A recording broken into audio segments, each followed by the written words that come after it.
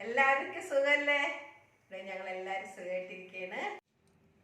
അപ്പം ഞാനിവിടെ ഒരു 1/2 കിലോ ബീഫാണ് എടുത്തിരിക്കുന്നത്. ഇത്തിരി നെയ്യോടുകൂടി തന്നെയാണ് എടുത്തിരിക്കുന്നത്. ഇതിലോട്ട് നമുക്ക് ഒരു 1/2 ടീസ്പൂണോളം മഞ്ഞൾപ്പൊടി ഇട്ട് കൊടുക്കാം. അതുപോലെ തന്നെ ഒരു 1/2 ടീസ്പൂണോളം മുളക് പൊടി ഇട്ട് കൊടുക്കാം. പിന്നെ ഒരു 1/2 ടീസ്പൂണോളം മല്ലിപ്പൊടി ഇട്ട് കൊടുക്കാം. പിന്നെ ഇതിലോട്ട് ഒരു കുറച്ച്, ബാക്കിയൊക്കെ പിന്നെ ഇട്ട് കൊടുക്കേണ്ടതാണ്, ഇഞ്ചി വെളുത്തുള്ളി ചതച്ചതാണ്, അതിട്ട് കൊടുക്കാം. പിന്നെ ഒരു ഇത്രയും ചുമന്നുള്ളി വെറുതെ ഞാൻ അരിഞ്ഞിട്ടൊന്നുമില്ല, വെറുതെ ഇട്ട് കൊടുക്കുകയാണ്. പിന്നെ ഞാൻ കുറച്ച് ആവശ്യത്തിനുള്ള ഉപ്പുപൊടി കൂടി ഇട്ട് കൊടുക്കുന്നുണ്ട്. എന്നിട്ട് ഇതെല്ലാം കൂടെ നല്ലപോലെ ഒന്ന് മിക്സ് ചെയ്തിട്ട് നല്ലതുപോലെ തന്നെ അവിടെ മിക്സ് ചെയ്തെടുക്കാം. എന്നിട്ട് ഇതിലേക്ക് കുറച്ച് വെള്ളം, പേരിന് ഇറച്ചിയിൽ വെള്ളം ഉണ്ടാവും, എന്നാലും നമ്മൾക്ക് കുറച്ച് വെള്ളം ഒഴിച്ച് കൊടുക്കണം. ഇനി ഇതിപ്പോൾ നമുക്കൊന്ന് അടച്ച് വെച്ചിട്ട് വേവിക്കേണ്ടതാണ്. അപ്പം ഞാൻ ഗ്യാസ് ഒന്ന് കത്തിക്കട്ടെ. ഗ്യാസ് കത്തിച്ചിട്ടുണ്ട്. നമുക്കിതൊന്ന് അടച്ച് വെച്ചിട്ട് ഞാനൊരു 5 വിസിൽ വരെ നോക്കുന്നുള്ളൂ. 5 വിസിൽ കഴിഞ്ഞിട്ട് ഞാനിത് ഓഫ് ചെയ്യാണ്. അപ്പം നമ്മളുടെ ആവിയൊക്കെ പോയിട്ടുണ്ട് ഇറച്ചിയുടെ. അപ്പം ഞാനിവിടെ ഒരു 5 വിസിലായപ്പോൾ അവിടെ ഓഫ് ചെയ്തതാണ്. ഇതേ കണ്ടില്ലേ? അപ്പോൾ ഇതിപ്പോൾ ഒരു 1/4 ഭാഗം വേവായിട്ടുള്ളൂ. അപ്പോൾ ഇതിലോട്ട് ഞാൻ നമ്മൾ ഇവിടെ വൃത്തിയാക്കി വെച്ചിരിക്കുന്ന ഞാൻ 1/2 കിലോ ഇറച്ചിയാണല്ലോ എടുത്തിരിക്കുന്നത്. അതേപോലെ തന്നെ ഞാൻ ഒരു 1/2 കിലോ കൂർക്കയും കൂടിയാണ് എടുത്തിട്ടുള്ളത്. ഈ കൂർക്ക നമുക്കിതിലോട്ട് അവിടെ ഇട്ട് കൊടുക്കാം. കാരണം കൂർക്ക ഇത്തിരി കൂടുതലെടുത്തതിൻ്റെ കാര്യം, ഇവിടെയുള്ളവർക്ക് ഇറച്ചീനേക്കാളും ഇഷ്ടം കൂർക്കയാണ്. അതാണ് സത്യം. എനിക്കും കൂർക്കയാണ് കൂടുതലിഷ്ടം. അതുകൊണ്ടിട്ടാണ് ഞാൻ കൂർക്ക കൂടുതലെടുത്തിരിക്കുന്നത്. അപ്പോൾ രണ്ടും തുല്യമായിട്ട് തന്നെ എടുത്തെന്നുള്ളൂ.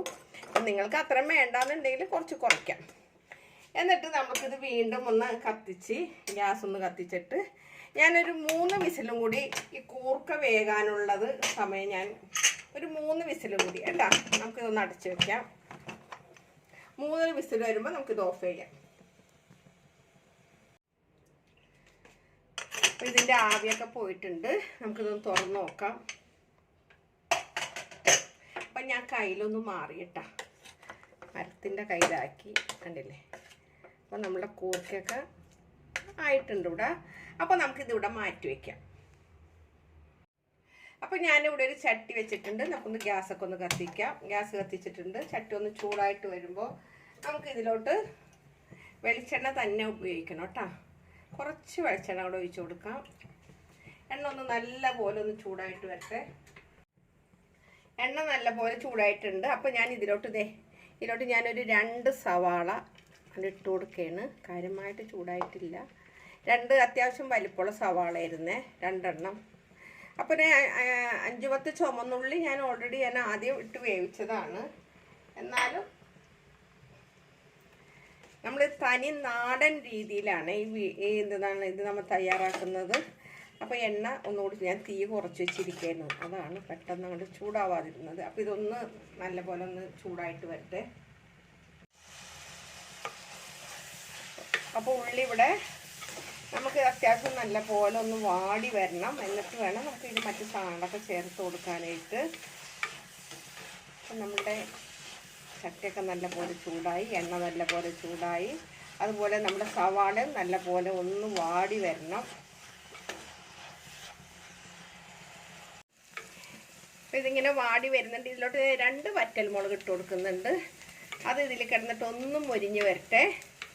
അതുപോലെ തന്നെ ഇതിങ്ങനെ മൊരിയുന്ന കൂട്ടത്തിൽ തന്നെ ഞാൻ നേരത്തെ കുറച്ച് ഇട്ടിട്ടുണ്ടായിരുന്നു. അതിൻ്റെ ബാക്കി ഇഞ്ചി വെളുത്തുള്ളി ചതച്ചതാണ്. അതുകൂടെ നമുക്ക് ഇതിലോട്ട് ഇട്ട് കൊടുക്കാം. അപ്പോൾ ഇതും ഇതിൽ നല്ല പോലെ പച്ചക്കുത്ത് മാറുന്ന വരെ ഇളക്കി കൊടുക്കണം. പിന്നെ നമുക്ക് ഒരു തണ്ട് കറിവേപ്പില ഇട്ട് കൊടുക്കണം. വീണ്ടും നല്ല പോലെ ഈ മസാല നല്ല പോലെ ഈ പച്ചക്കുത്ത് മാറുന്ന വരെ ഈ സവാളയും വെളുത്തുള്ളി ഇഞ്ചിയൊക്കെ കിടന്നിട്ട് നല്ല പോലെ ഒന്ന് വാടി വരട്ടെ. ഇതിലോട്ട് ഞാൻ 2 പച്ചമുളക് ചതച്ചതാണ്, അത് ഇതിലോട്ട് അങ്ങോട്ട് ഇട്ട് കൊടുക്കാം. എന്നിട്ട് അതും നല്ല പോലെ ഇതിൽ കിടന്നിട്ടൊന്ന് വാടി വരണം.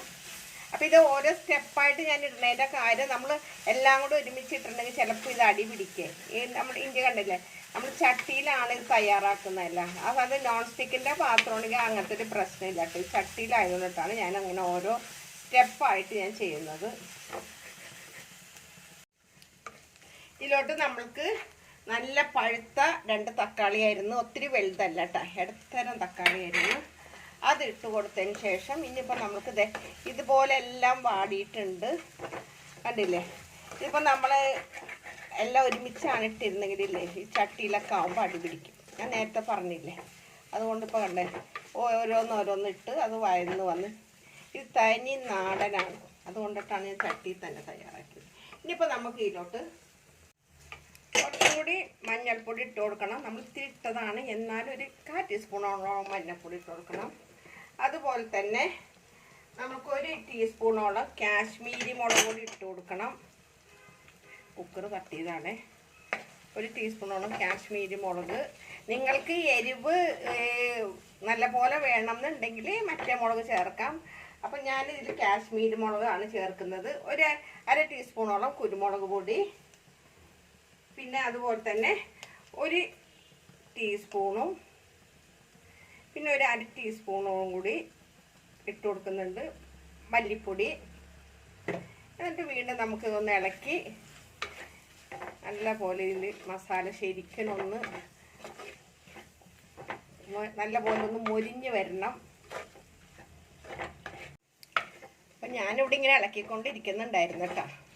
അപ്പോൾ ഇതേ നമ്മളുടെ മസാല ഇവിടെ നല്ല പോലെ വാടി വഴന്ന് വന്നിട്ടുണ്ട്. ഇതിലോട്ട് ഇതേ ഞാൻ വേവിച്ച് വെച്ചിരിക്കുന്ന നമ്മളുടെ ബീഫ് കൂർക്കയും ഇതിലോട്ടാണ്ട് ഇട്ട് കൊടുക്കുകയാണ്.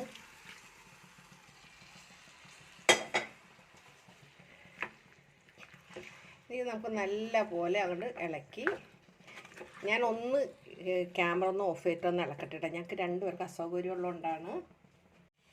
അപ്പം ഞാനെല്ലാം നല്ലപോലെ കൂട്ടി ഇളക്കിയിട്ടുണ്ട് കേട്ടോ. അപ്പോൾ ഇതിലേക്ക് നമുക്ക് കുറച്ച് ഗരം മസാലപ്പൊടി ഇട്ട് കൊടുക്കണം. അപ്പോൾ ഞാനൊരു 3/4 ടീസ്പൂണോളം ഗരം മസാലപ്പൊടി ഇട്ട് കൊടുക്കുന്നുണ്ട്. അതുപോലെ തന്നെ ഞാൻ ഉപ്പ് നോക്കിയപ്പോൾ ഇത്തിരി കുറവുണ്ട്, അപ്പോൾ കുറച്ച് ഉപ്പും കൂടി ഇട്ട് കൊടുക്കണം. ഞങ്ങളുടെ വീടിൻ്റെ തൊട്ടപ്പുറത്ത് പണി നടക്കുന്നുണ്ട് കേട്ടോ, അതാണ് ആ ശബ്ദം കേൾക്കുന്നത്. അപ്പോൾ ഇത് ഇന്ന് നല്ല പോലെ ഒന്ന് ഇളക്കിയിട്ട് നമുക്കിതൊന്ന് അടച്ച് വെക്കണം. അടച്ച് വെച്ചിട്ട് ഒന്ന് വേവിക്കണം. എന്നിട്ട് വേണം നമുക്ക് ഇതിൽ വേറൊരു സാധനം ചേർക്കാനുണ്ട്. അടച്ച് വെക്കട്ടെ. അപ്പോൾ നമ്മുടെ കറി എന്തായെന്നൊന്നും അറിയണ്ടേ. അപ്പം നല്ല പോലെ എന്താ പറയുക, നല്ല ചാറൊന്നും ഇല്ലാണ്ട് നല്ല വരട്ടി എടുത്തിരിക്കണേ. അപ്പോൾ ഇതിലോട്ട് ഞാൻ ഒരു ചെറിയ ടീസ്പൂണിൽ പെരിഞ്ജീരകം പൊടിച്ചതാണ്.